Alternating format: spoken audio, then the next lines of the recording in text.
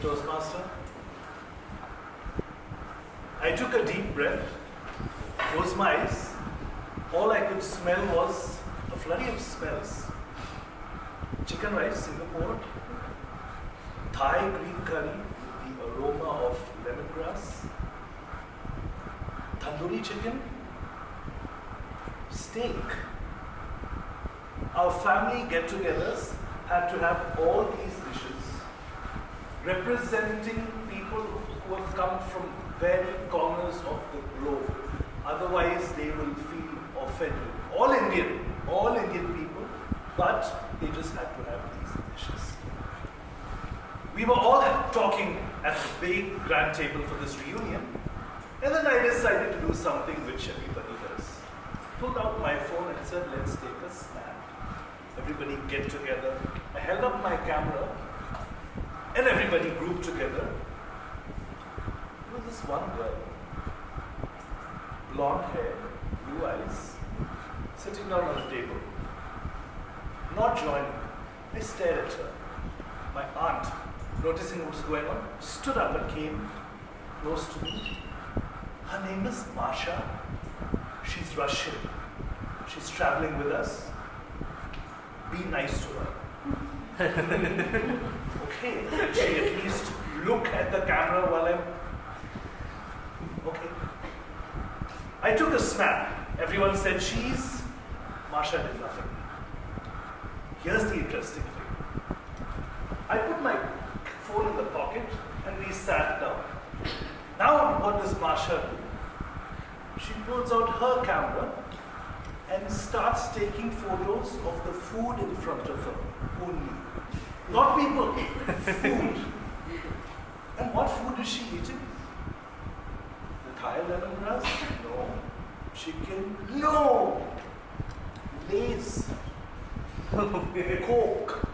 Huge bottle. Lays and all these dips they have. And all of us are eating everything else. So I'm staring there. Why does she have to eat something different? Is that even nutritious? Well, not my kid. Why should I care? Later on, the next day, I did something very different. The whole family was going out shopping. I said, I have work to do, you people carry on. At 9 o'clock, I wake up. Everyone's gone. I come to the hall, I open the window. We are actually at a resort. I let the cool air in. I look outside, I hear the chirping of the birds, sun streaming in. I put my coffee in the machine, black coffee, home alone, pick that coffee up. I told everybody I was busy having work, right? Need to work, nobody's here. Put my laptop on the dining table, opened it. Yeah, maybe I should watch Netflix. Nobody's here. What should I watch? I should watch House of Dragon.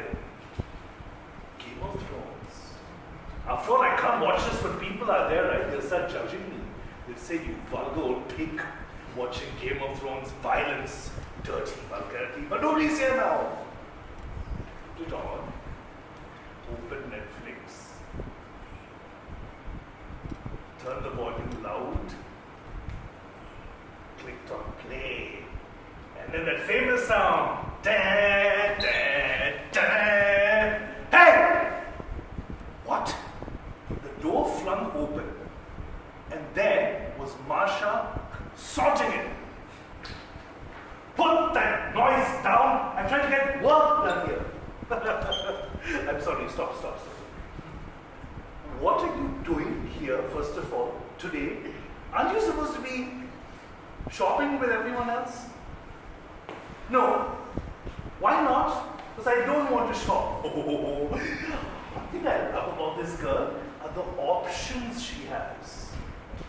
She can eat whatever she wants to eat, drink whatever she wants to drink, and do whatever she wants to do. Amazing. I wish I had those options with me. When I was growing up, I think I had those same options. I was gritting my teeth, going to blow, but then I remembered. She said, work. And here, she said, turn the volume down because she's doing work. What work is she doing? Okay, I'll turn it down. Pause.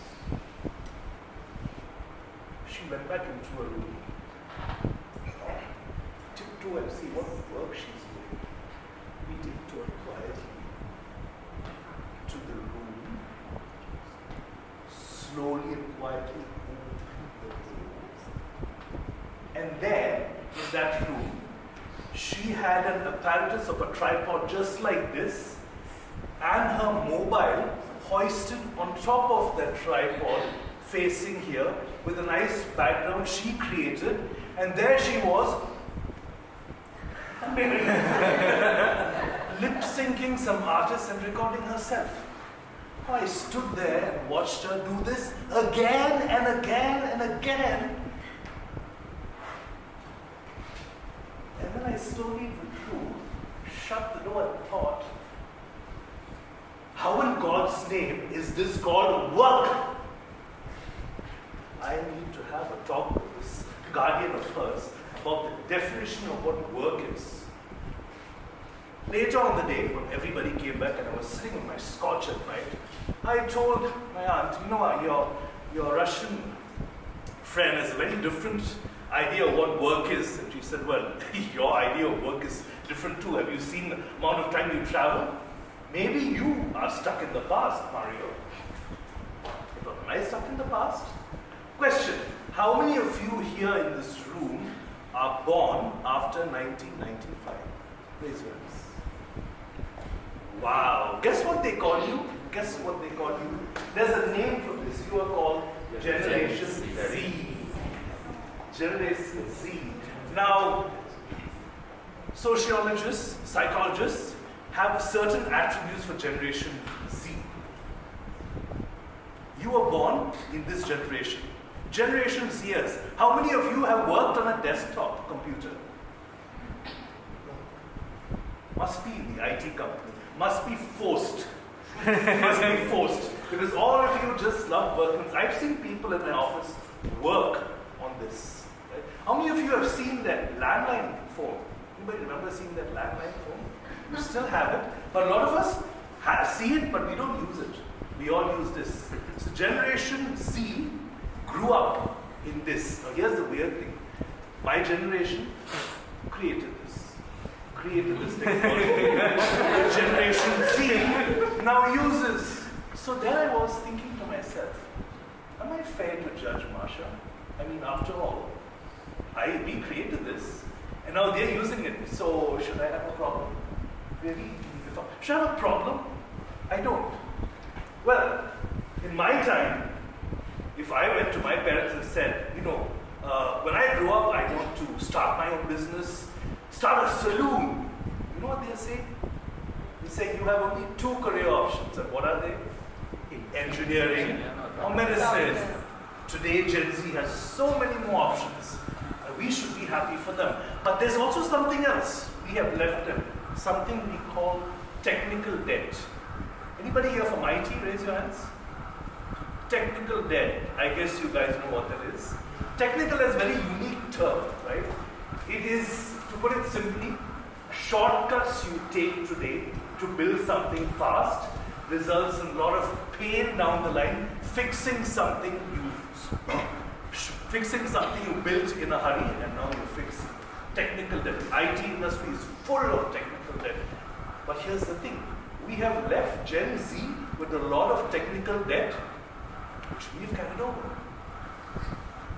2 weeks ago, as I ran in the Navy Marathon in the city of Greece, as he pointed out, at 6 a.m., during the last lap of the 10K marathon, I saw a small girl, standing near the finish line. Even as I puffed and panted, she held up a placard. I slowed down to read it. You know what that placard read?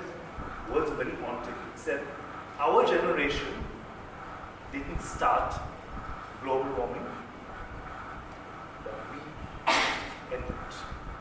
We will end it. I read those words, choked a bit. The finish line was there, sped up, crossed. Finish raced, took my finishers medal. Finishers. But here's the sad thing. Generation Z, their race has just begun. Their race to save the planet from the mess that our generation is giving them. So there's a lot of technical debt. What have we given them? We've given them choking cities, polluted rivers, poisonous. Everything is so poisonous. And yet, we try and judge them. spending too much time on the phone, scrolling, don't know what to do in life, wasting time, no attention. Can we really blame them? After all, it's the environment we create for them. How dare we blame them? Next time, when you see someone in Gen Z, they could be sitting next to you, they could be living with you. When you see them scrolling through, confused, nervous, don't judge them. The last thing you should judge them. You should help them, guide them. And maybe every now and then, if you can, swipe right on them.